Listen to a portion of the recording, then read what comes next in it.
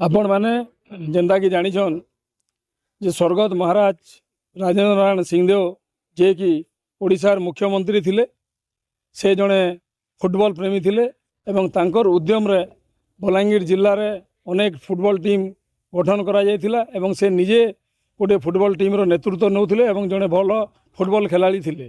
तो तांकर स्मृति रे सर्वभारतीय फुटबॉल टूर्नामेंट आम आगामी 27 तारिख रु आरंभ करुचु एवं आगामी 1 तारिख पर्यंत ये कार्यक्रम चलवा फुटबॉल मैच चलवा।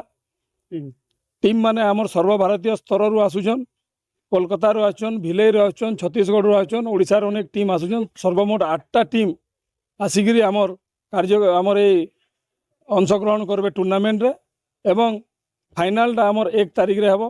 27 तारिख दिन आमर 2टा मैच अच्छे। 27 तारिख दिन जेन 2टा मैच अच्छे, गुटे मैच फ्लड लाइट रे हेबा एवं फाइनाल मैच 1 तारिख दिन हेबा कि जाउछे। ये आमर कमिटीर अध्यक्ष जे अछन आमर पूर्वतन मंत्री अनंग उदय सिंहदेव महोदय एवं आमर जे मान्यवर विधायक बलांगीर कलिकेश नारायण सिंहदेव महोदय तार सभापति अछन एवं तांकर प्रत्यक्ष तत्वावधान रे तार संगे संगे आमर डिस्ट्रिक्ट एथलेटिक एसोसिएशन रो कर्मकर्ता मानकर सहयोग रे ये कार्यक्रम आमर ये टूर्नामेंट आमर अनुष्ठित होगा कि जाऊे।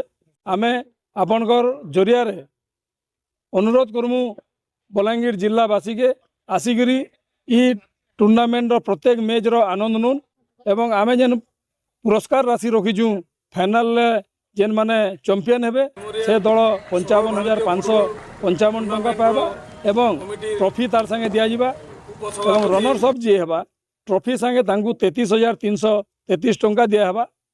इटा आमर कार्यक्रम रही। आमे आपनकर जरिया रे अनुरोध करूछु बलांगीर वासी को आसिकी से माने प्रत्येक मैच रो आनंद नून उपभोग करूँ।